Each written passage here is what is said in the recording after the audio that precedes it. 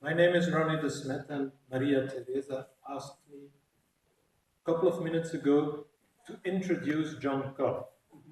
You can imagine I felt this to be an honor, but also an impossible challenge. If I were to list every book that John has written, every area in which he did groundbreaking work, every center that he has inspired, every conference, especially the last one, the previous Whitehead conference, if we have to list all that, that would take a lecture on its own. So I'm not going to do that. The only thing I will add is that most of you, of course, already know John Cobb, but more importantly, I think that most of you, most of us, have been touched personally by John. We are here, or a lot of us at least are here, and have achieved some work with respect to Whitehead, thanks to the encouragement that John has given us. So for us, we might point to other philosophers with similar lists of writings and stuff like that, but I think there's only John Cobb with respect to motivating people on a personal level. I wish you a pleasant lecture now, because one of the gifts of John is also that he can. I invited my wife not to the conference, she's not a Whiteheadian, but especially to this talk, because John has the gift to talk to everyone in plain words without losing any depth and significance. And that's a major achievement we will all be witnessing now, I hope. John?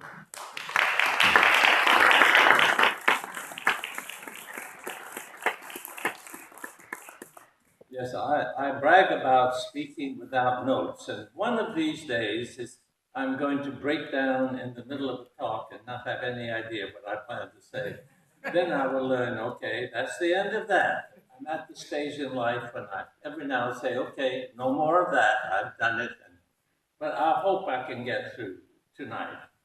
And I will be speaking not technically about Whitehead. The topic I announced is Whitehead and the Modern World.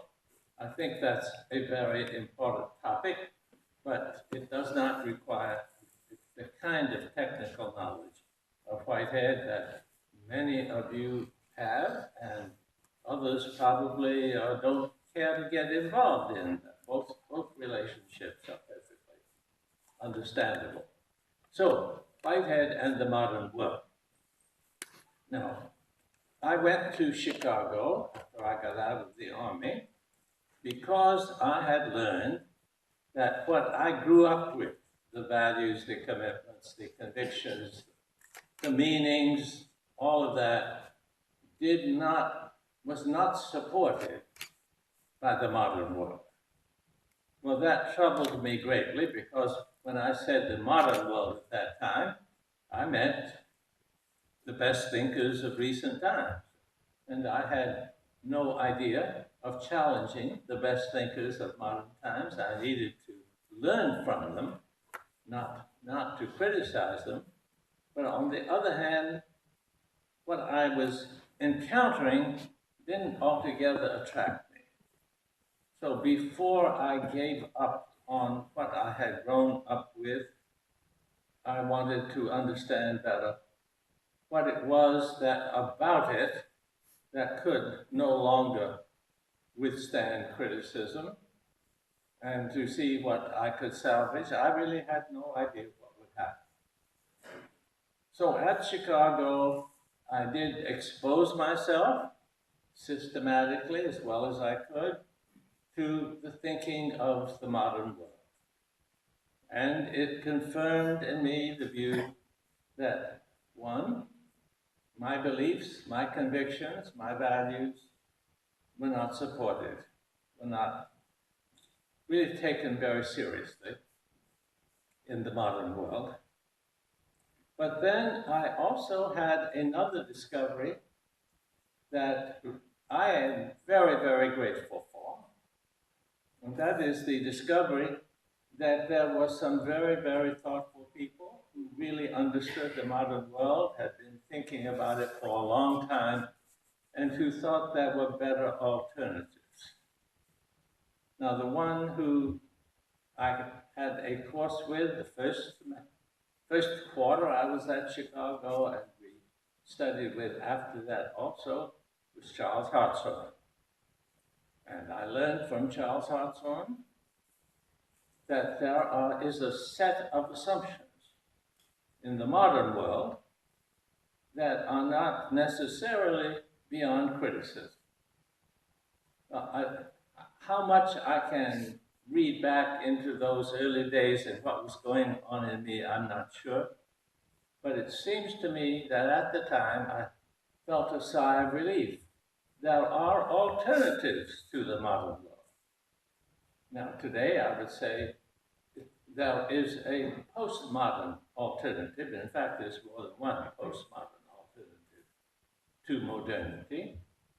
And I think that fits Whitehead's own writings rather closely.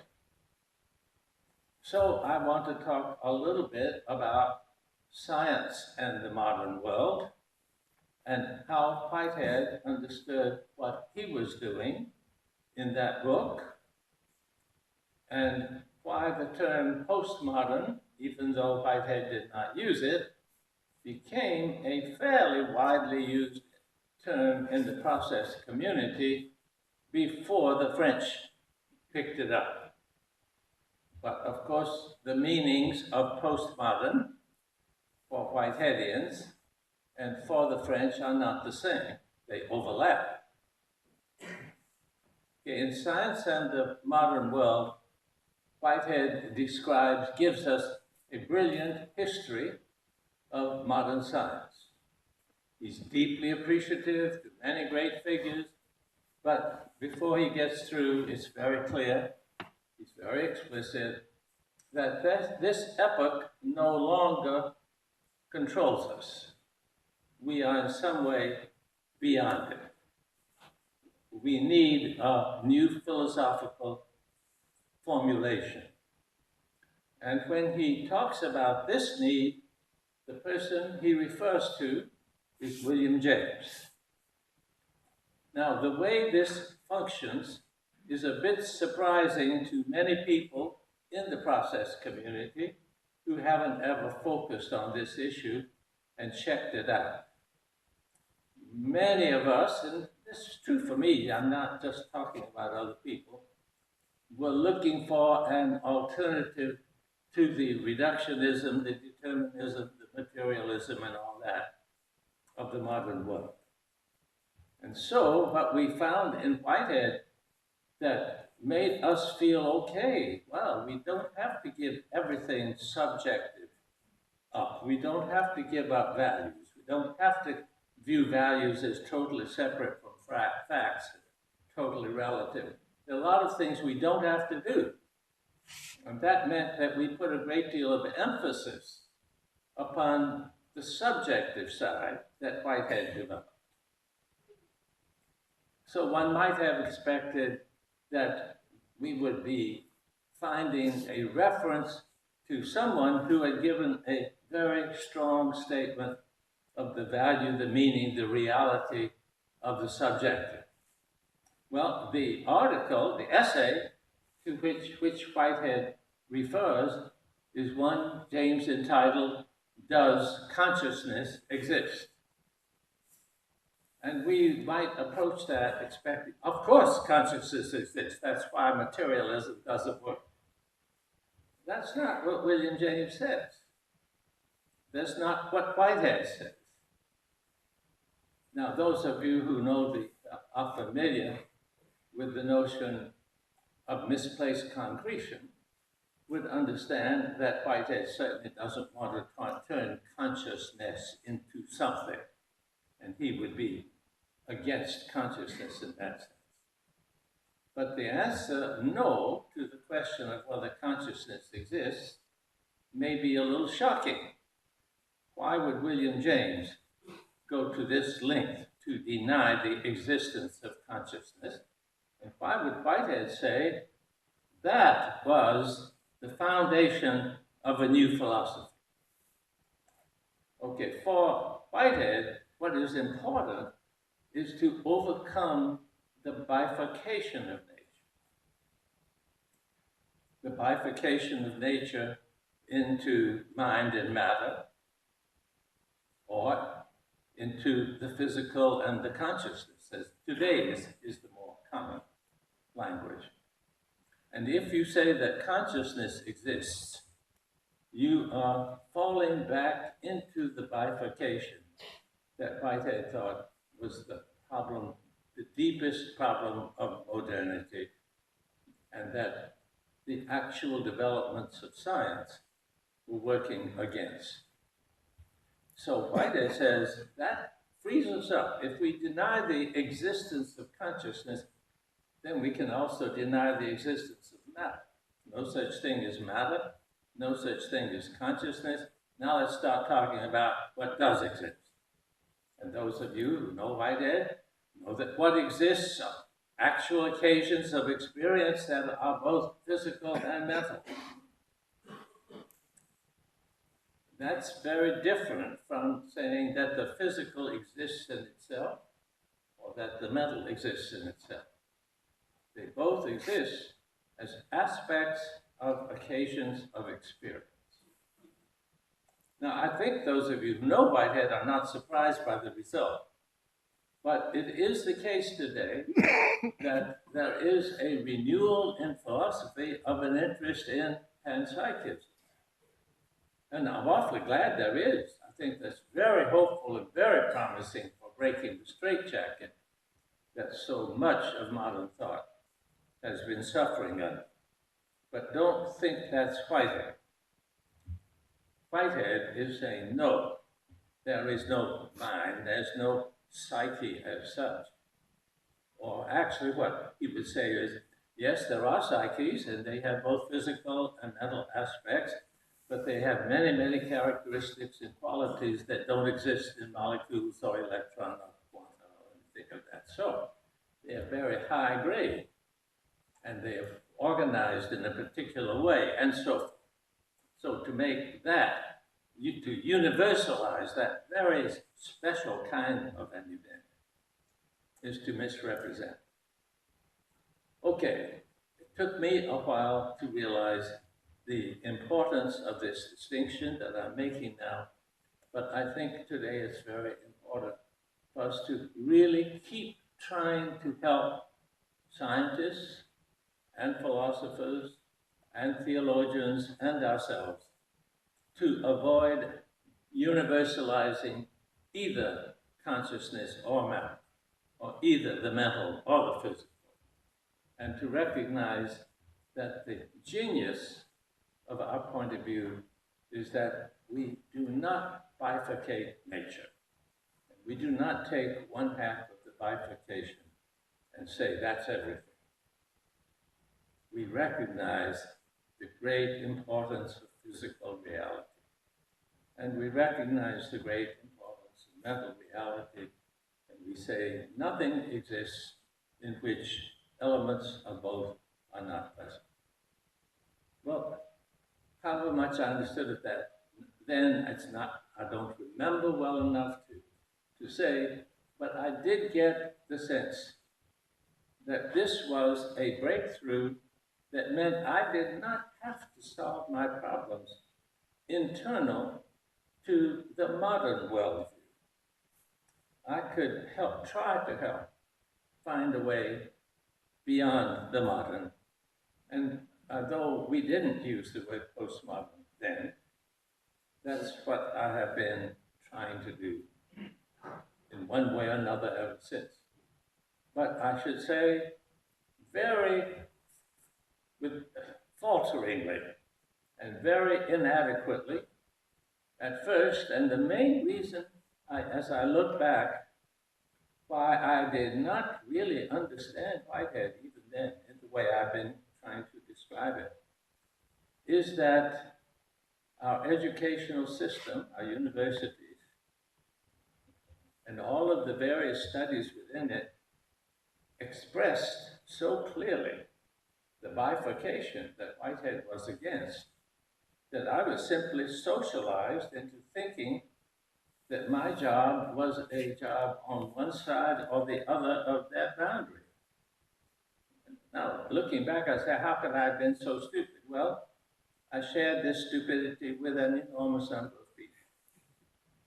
When we are socialized to think that natural science is here, that humanities here, never the twain shall meet, it's a category mistake to introduce anything from the humanities into the natural sciences. It's a category mistake to introduce anything from the natural sciences into the humanities. Category mistakes are no. And when it's the university as a whole that is telling you that, it would take a great deal more individual independence, creativity, and imagination than I had at that time to challenge it.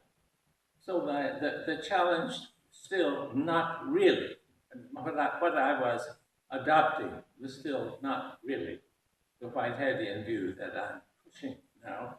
And my realization of that is what is making me think very important to remind ourselves. Well, in those days, my chief as a theologian, but also as a philosopher, my chief discussion partners were existentialists.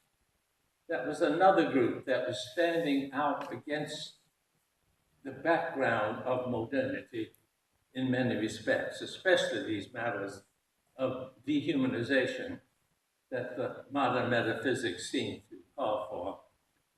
The existentialists were doing a good job. As a theologian, I was in discussion with Tillich and Bultmann especially, and of course there was Heidegger and Sartre that all of us were struggling with.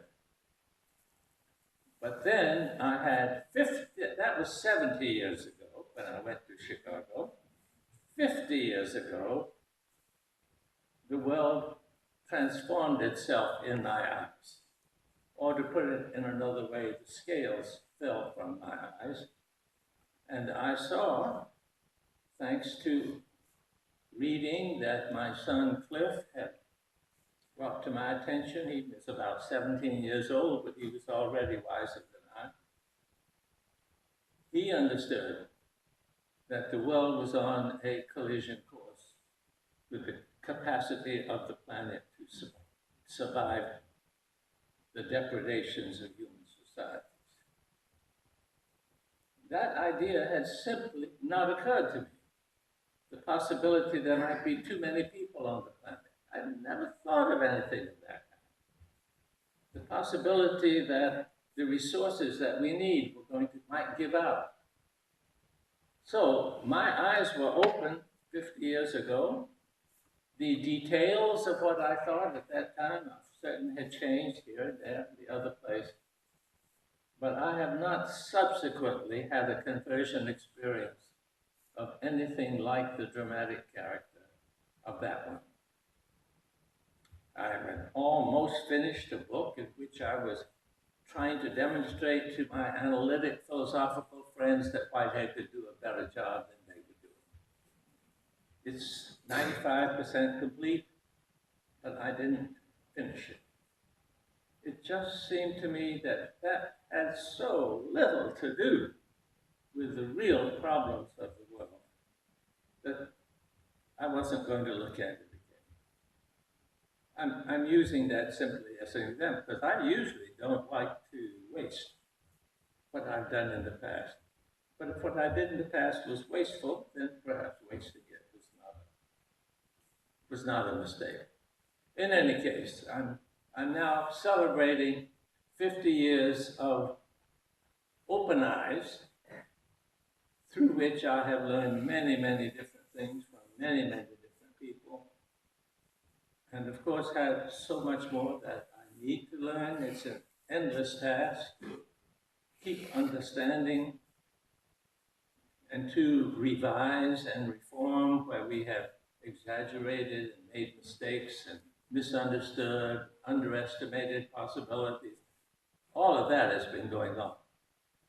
But the sense that there is one problem that overrides all other problems became deeply entrenched. Now, you might think then that I would give up on the philosophy that I had adopted when I wasn't aware of any of that.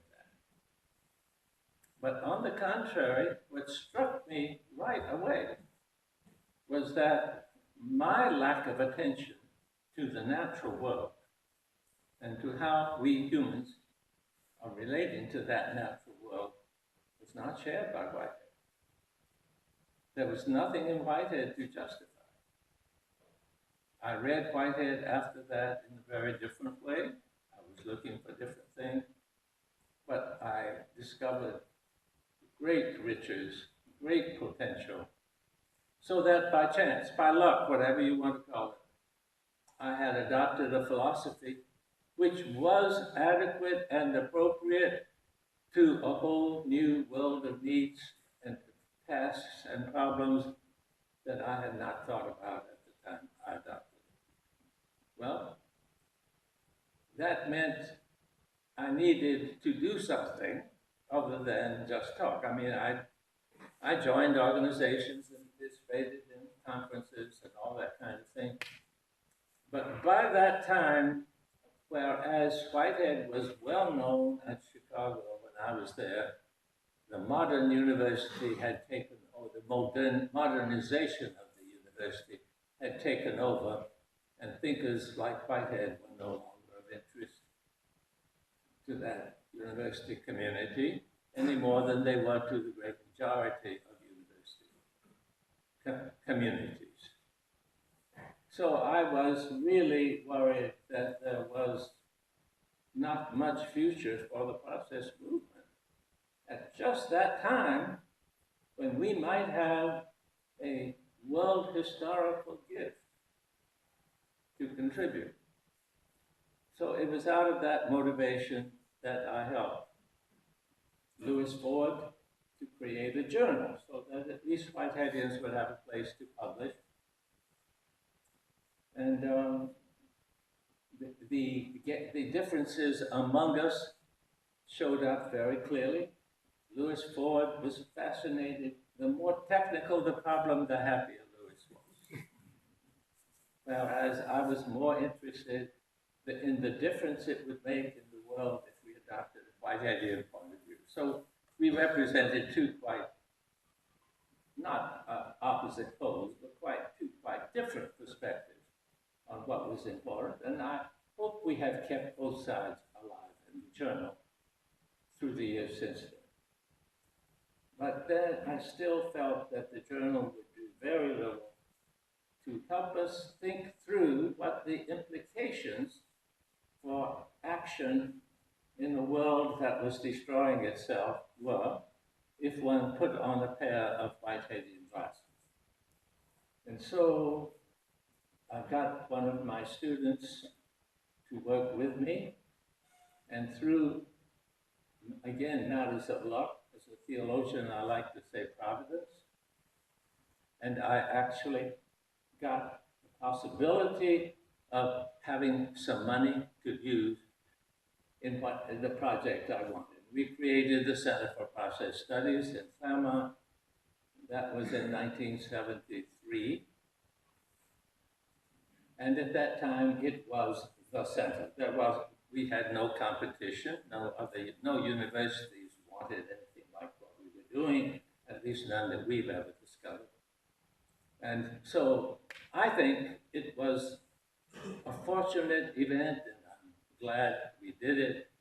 But of course, it has operated in a time when there was so much urgent need that change take place. We operated ineffectively at the margins, ineffective in relationship to the kind of problems that existed. But in those early 70s, it was possible to have hope that many other expressions of environmental interest would appear. And they did. Obviously, it's not just Whiteheadians who care about the prevention of the suicide of humanity. And we had a period of a few years when environmental issues were very important in the political life of the United States. I commented on this yesterday. I don't want to repeat it again. But over the years, we have had to give up on the national leadership of the United States government. The best we could do was to discourage the government from abandoning the excellent legislation that was brought about during the Nixon administration, and is still the best legislation on the book and still being eroded. Instead of building on it, if the United States had built on it, it could have been a leader in the world, but it certainly has not been with relation to the issues of that sort. Well, that is 50 years ago. Now, in recent years, there has been some revival, and I'm very glad, and there have been breakthroughs of the process community as well as of ecological concerns. The two issues are, of course, not identical. Not everybody interested in Whitehead's thought has intense interest in the practical issues that arise, and a great many people have devoted, passionate concern to make a difference in the global scene. I think we heard one of those people today in the earlier address in this room. We had to see her on the screen rather than in person. But from my point of view, she belongs in the process community, but of course she doesn't feel any neither of that.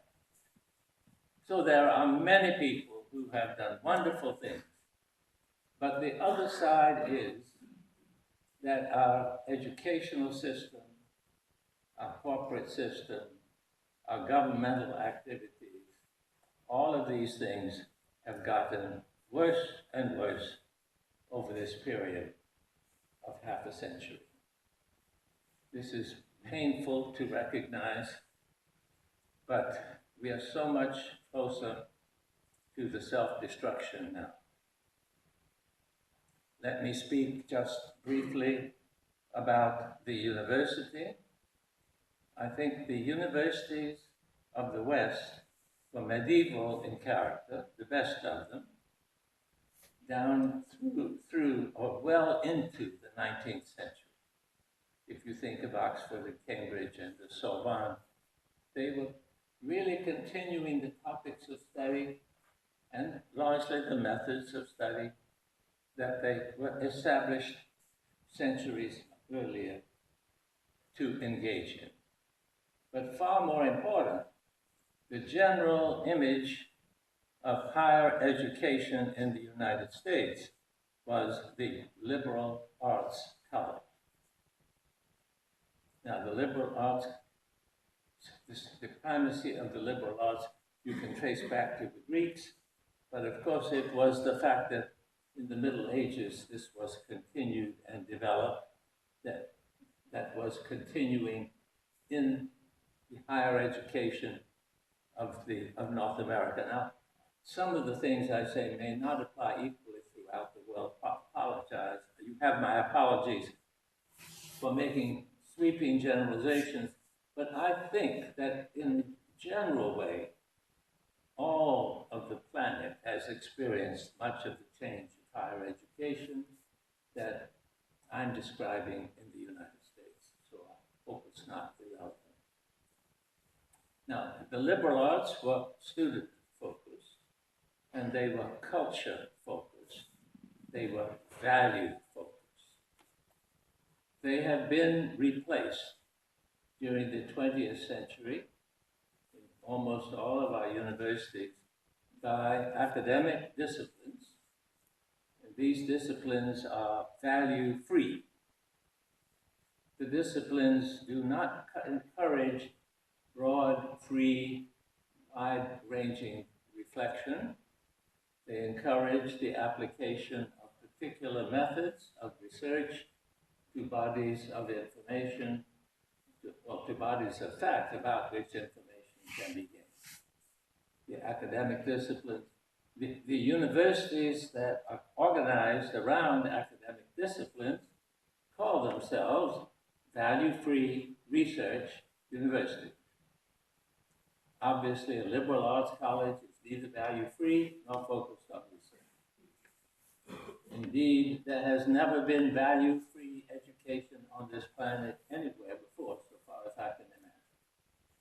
The idea that education should be value-free is so remote to common sense and to all cultures except the modern one, which has persuaded itself that values don't exist, or else, to whatever extent they occur, they are purely private, relative, and unimportant. Now, of course, there are no value-free universities.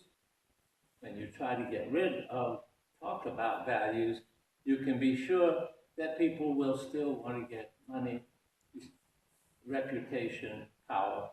Those values come to the surface, and they are the only ones that can survive generations of value-free education. This seems to me to be the exact opposite of what we need in a time when we want hundreds of millions of people to be willing to make sacrifices for the sake of the humanity as a whole, for their own sake, of course, but for the sake of others as well, of their children. So at a time when values, commitments, convictions have never been more important, the whole educational system runs counter. Watching this has not made my life, I've had a very fortunate life. I hope you don't get it. I'm not complaining in that sense. But it has not been pleasant to watch the institutions about which I care destroying the values to which I'm committed. And I think that there are enough people in higher education today who think that the value of preserving human life on this planet is sufficiently clear and is sufficiently great that maybe it would outweigh the wonders of being value-free. To me, it's no contest. Millions of teachers who don't really want to devote their lives simply to increasing the amount of information that may be used for very destructive purposes or may be used for good purposes. They say that's none of their business. Their business is simply providing the information. I obviously feel very intensely about the issues of education. I am hoping that we are near a tilt point. I can't hope for gradual improvements. They would take half a century, and a half century from now, if we don't make changes soon, it would be too late to make a great deal of difference. I doubt that there would be anything like universities to debate about any longer if we continue. So we have to hope that, in fact, enough people in the university world are recognizing that they do have, as human beings, they have responsibilities that their guilds tell them they don't have. Okay, what happens when your loyalty to your own conscience, your own values, your own principles conflicts with the values of the guild? So far, overwhelmingly, the individuals have sacrificed their values to the values of the guild. I hope that there's enough frustration, exasperation, anger, that this is not going to continue another decade. So this is one of the great tilt points from modernity to post-modernity, to which I think Whitehead calls us to make whatever contribution we are able to make. Now, Whitehead wrote about education, and of course the kind of education he wrote about is at the opposite extreme from value-free academic disciplines. We box everything in, pay very little attention to the interconnections, and deny value. How could you be more un-Whiteheadian than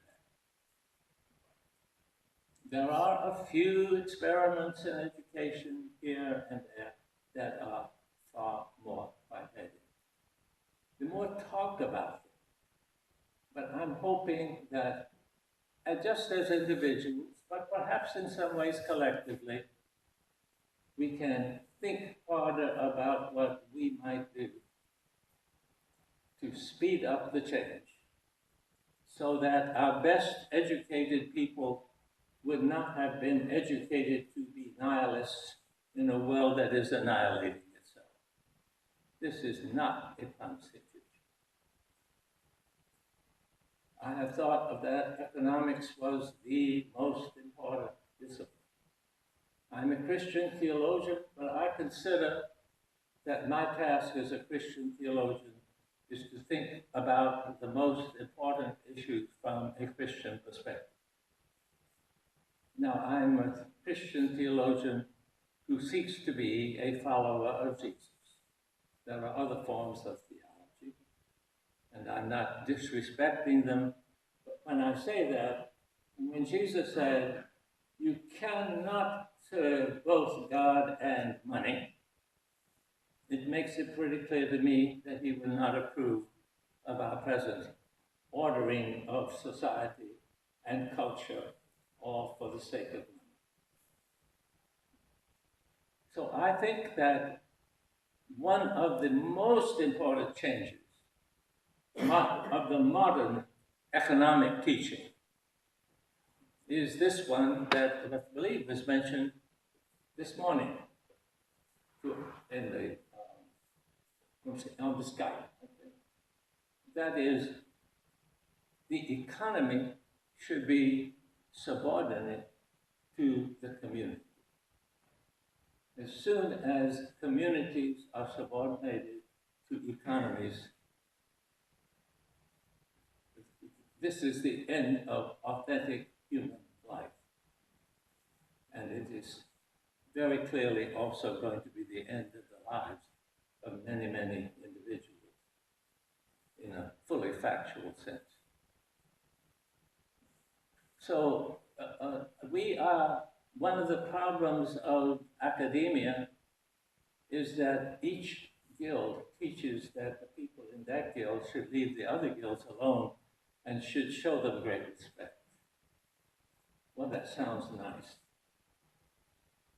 But when it means, okay, leaving a guild that is dedicated to the increase of market activity at a time when the more we increase market activity in general, the faster we go to hell.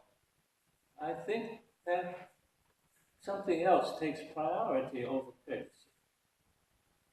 Now, I believe also that the world as a whole may be near a tilt point in its acceptance of the global economy, global capitalism, as the only way for the world to go. I think that even 10 years ago, one found relatively little criticism. I did some criticism, but I just mean there wasn't a whole lot of it around. And now in so many communities, if you say global capitalism is destroying the planet, people will nod their heads in some recognition. Of course, we have to go way beyond that. We must have an educational system that will at least allow for some discussion of questions of this kind. And we must organize politically. Today, the fact that the United States is a corpocracy and not a democracy is stated frequently. But there isn't the rage about it that there should be. And there's very little actually being done. Well, we are trying to get the Supreme Court to take back its authorization of the worst of this corporate. I don't mean we're doing nothing. I just mean in comparison with the size of the problem, we're doing very little. But we're doing a lot more than we were a year or two ago. Maybe we are building up to a tilt point. And I think it is possible that when the right people say the right things, hundreds of millions of people will say, yes, we thought that all along. We've known that for a long time. And when that happens, change can come fast. We need change to come fast. So I'm hoping for a tilt. I'll mention some other areas. In a very small scale, I'm hoping for a tilt point in Los Angeles. And there, we in Claremont are working on the aftermath of the conference we held in Claremont 2 years ago. And if the work of Pando Populus has been remarkably successful. The day after I get back to Claremont, I will be going to a meeting of a brand new organization we have brought into being, which is the sustainability offices of cities, universities, and towns in Los Angeles County. I think there is a chance that we can work with them in a way that will give us some real political clout. In the meantime, we have about 150 organizations that are intending to cooperate with each other to make Los Angeles into more of an ecological civilization, an ecological city. A very surprising breakthrough came in just the last 10 days, I guess. That is, when we were excited to hear the references this morning to the mayor of Seoul. We've known nothing about it. But because of a Korea project, a man, one of our friends in Korea, has been in conversation with the mayor of Seoul, and he is sending representatives to a conference in Claremont, which will then be planning a conference in Seoul that he will implement, and that he wants to bring mayors of cities all over the world. So I think this will be the first time that process thought is being discussed on a global level by people of that level and that kind of responsibility. And one of the tilt points that I think is already happening is that the leaders of cities are feeling a great deal of, certainly in the United States, feeling a great deal of responsibility that they have not felt, not acted on in the past. Maybe we are near a tilt point politically, globally. If we are not, we can still salvage something from the wreckage toward which we are moving. I like to think that everything we do is oriented both to a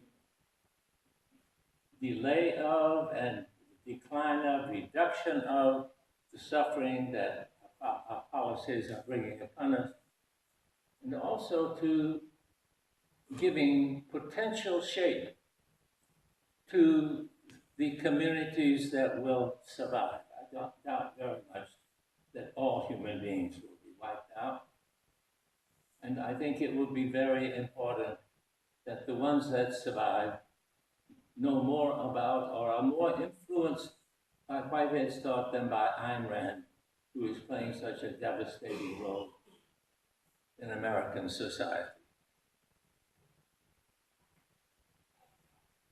I will leave at this point my presentation by saying, you've probably heard me preaching more than teaching, and you can blame that on the fact that I'm a churchman. But I believe good preaching should not be limited to churches. We need passionate proclamations of concerned people calling others into action. And in that sense, let us proclaim the gospel according to Whitehead to the widest possible.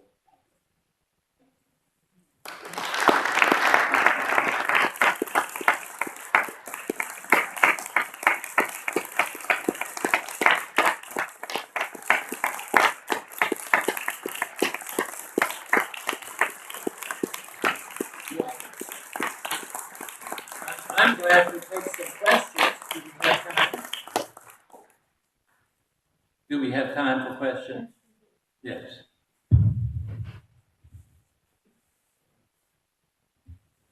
Do we have interest for questions?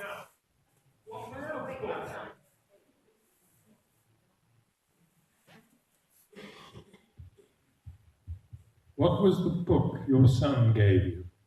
Well, I'm almost embarrassed to say because it's a very bad book. It's called The Population Bomb. Now, it was written by a very good ecologist, but most of his predictions were wrong. Nevertheless, at the time, the issue of population is important, and he was right to raise it. Obviously, it is not the central issue. So I've answered your question, but I'm not in the sense of saying that I'll go back and read it and do wonderful things.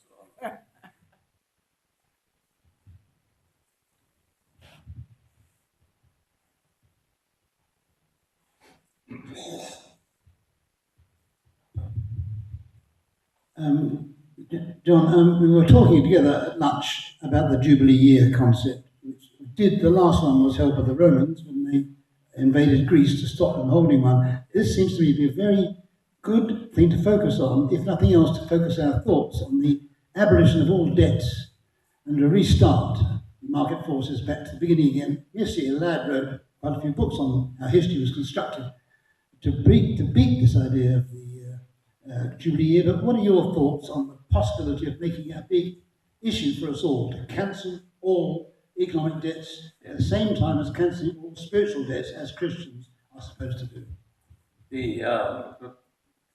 Most of you probably know about the year of the Jubilee that is found in the book of Leviticus. Well, it turns out that the Jubilee, which was the time of the forgiveness of debts, a kind of getting back to where things were 50 years earlier. Every 50 years, you sort of wiped out the economic situation and started from scratch. That was the kind of idea. And Jubilees did play a role in the actual economies in Mesopotamia from time to time. We don't know how much role, if any, it really played in Israel. But the one motivation for the Jubilee year was that kings could raise armies that really were ready to fight if you had a lot of peasants who had their own land. If you had only a few landowners with a lot of serfs or slaves, very difficult to raise a good army. So I'm not trying to hold this up as some, wonderfully marvelous, beautiful past. It's like so many things. It has economic motivation or military motivation. Somebody doesn't like that. But the idea of Jubilee, which is picked up in the New Testament, in our Lord's Prayer, we ask for the forgiveness of debts. That's actually calling for a Jubilee here. Most people, when we pray the Lord's Prayer, don't know that this is a radical economic prayer, but it is. So in Christian circles and probably in Jewish, the idea of Jubilee, the Pope declares a year of Jubilee every now and again, which doesn't wipe out all sins, as you were suggesting, but does have something to do with how that works. Okay. But if we really did, if the world declared a Jubilee, okay, that would be total destruction of the present economic order. And that's what some people think is necessary in order to get a fresh start. Now, the Jubilee was not thought of as a once and for all thing. After you have the Jubilee and a fresh start, inequalities are going to begin to develop again. But still, if you level the playing field every 50 years, they wouldn't get to the point they have now gotten to. So this is not an extremely practical view, but it does remind us that economy, money, and debt are very, very closely associated with each other. Some people say, what is money? Money is a debt from somebody to somebody. And it's the manipulation of debt that now really determines what happens in most of the world, much of the time. I think it is a vicious.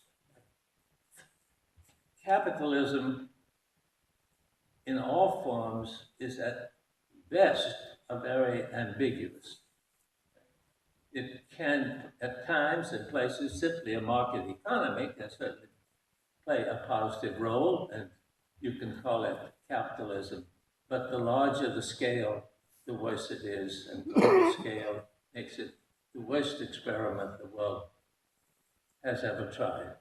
So if we understand money and debt and find a way to unravel the extreme centralization and concentration of control over all of this that we now have, that would be immensely valuable.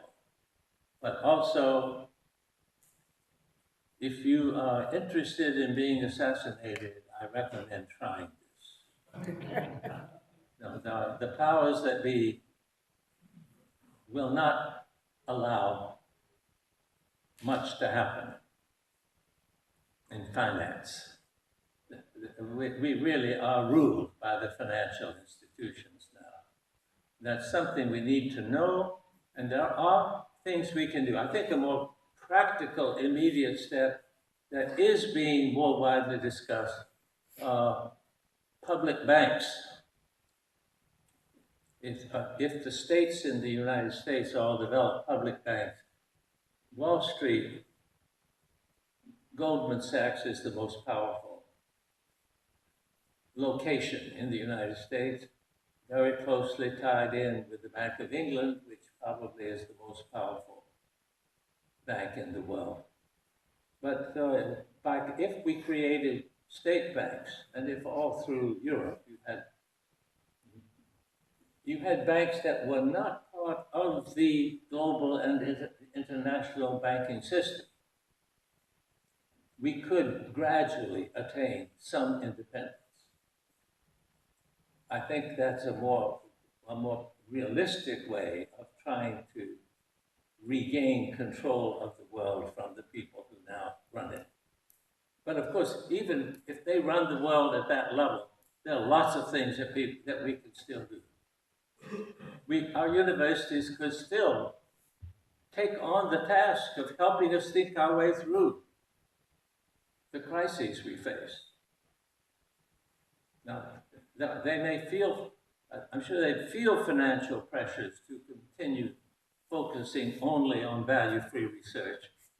But I don't think we can use the power of central control by financial institutions to excuse ourselves from all of the things we have allowed that to draw us into. I'm sorry, this is a very important topic for me. I think without understanding and seriously tackling the question of who pulls the strings, there are limits to how many strings we can pull. But I hope we can organize mayors and even governors into action, that they are not as completely under the control of the banks as is Washington, senators and congressmen and presidents. Let's try. But you didn't ask me that. You wound me up. Okay, John, Yeah. you have a question? Yes. I want to ask a question about some of the relationships you have drawn. And so you say, for example, that value-free education is a Whiteheadian value, although many people would say value education is a common problem. It's not Whiteheadian as such. It's a problem that many people share. We are here gathered because we are all interested in Whitehead, and so the question I'm really trying to get to is, what is our role as a community? And I'm going to use the first simply as an example to get to the larger question of how do you see the role of ecological civilization in relation to the Whiteheadian community, and why should this be a concern of people who are interested in Whitehead as a philosophy? Okay, yes. First of all, it's very important for us never to claim that we are the only people interested in particular issues or that we have solutions that no one else has. I don't ever want to be heard that way. Okay? But that doesn't mean that we do not have our own perspective on the world, which does lead us to think these are the worst problems and these are such and such and such and such. We have our own judgments. And our own judgments are very different from the judgments that now run the show. So let's extend out and make alliances with all of those who share our judgments. Yesterday we were talking about Laudato Si, that the present Pope has judgments and values so similar to ours. Means that we should not only ally with him, become his followers if he will really continue the process of giving leadership. Right now, it's not quite clear what it would mean to follow him, but it certainly means to support him and Laudato Si. So I don't think we should worry about whether what we have to offer is different from what other people have to offer. I do think what we have to offer is a way of putting together in a unified picture the things a lot of other people have to offer, usually, not always, but often in more fragmentary ways. So I think our distinctive contribution is philosophical. But I don't think that our main task is to influence philosophers. Our main task is to influence the world. In this respect, I like Marx. And it is interesting that Whiteheadian thought has caught on more quickly in Marxist and post-Marxist countries than elsewhere. And I think it's partly because there are parts of the world in which philosophy is thought to be something you would look to for some guidance in the practical affairs of life. And that's what people should be able to look to philosophy for. And they can look to Whitehead's philosophy for that. There are not many others that are like that. I'm afraid I'm not answering questions. I just get off on some of mine. I'm over here. I would like to pick up on what you just mentioned, philosophy as an advisor, maybe, or let's say a realm in which we can think about things that matter. I've been fortunate enough to work for an institution for the last 10 years that teaches teachers and educators how to do philosophy with children and ask important questions and listen to their important answers, which I think has a bigger effect on the worldview of the teachers than my words could ever have. And one of the things that I really like about this institution is that we have made it a dogma for our trainers that they have to represent the attitude or stance of heart that we want the teachers to develop towards their children. That means that we have to practice and train ourselves to be respectful, to be observative, to be appreciative, but still to be precise. And I really, really like that this is one of the few institutions that I know which have this avoidance of a performative contradiction deeply built into their programs. And sometimes in the academic world, I miss that. I miss that we practice what we preach, and I miss that we ask, what does it mean, what I'm talking about, and how can it be applied? And since you've mentioned it throughout your talk, and you just repeated it again, I would like to use this opportunity to appeal to the Whitehead community to practice what we preach, to include the practical applications of our academic work, to appeal to the men and women of practice and listen to their concerns, because as Whitehead writes it, the metaphor of the flight of an aeroplane, but also there's a wonderful part in Elizabeth Krauss' description of this metaphor, where she says that when we come back to practice, we will find out that we have missed out so many points in our theoretical discussions that we just didn't see. So we have to listen to the people who apply if they're not ourselves. And I also think that this will eventually require us and the conferences that we organize to abandon certain academic traditions in order to find a more Whiteheadian, a more process philosophical approach to academia. Yeah, and I think that would be probably in your sense as well. Thank you.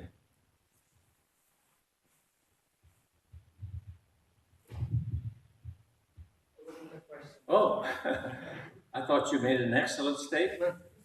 I didn't feel that was really a question, but please, that's not a put down. Yeah. Would you like to comment on that, or shall we? Well, I think it's extremely important that we practice what we preach, and I don't know just what he has in mind about conferences, so I can't. But that would be an excellent topic for discussion. I hope that most Whiteheadians recognize that to be a Whiteheadian is always to be open to something new wherever it comes from. That doesn't mean that we like everything that comes, and some things that are maybe new may be terrible, but the basic habit of listening to others to find out what they know, not to judge it, but to see whether it might be really helpful to us, is the way in which the aesthetic goal of complexity and the unification of complexity takes place. So if we ever think we know everything already because we got it from Whitehead, that would be a guarantee that we don't understand Whitehead very well. It is a process.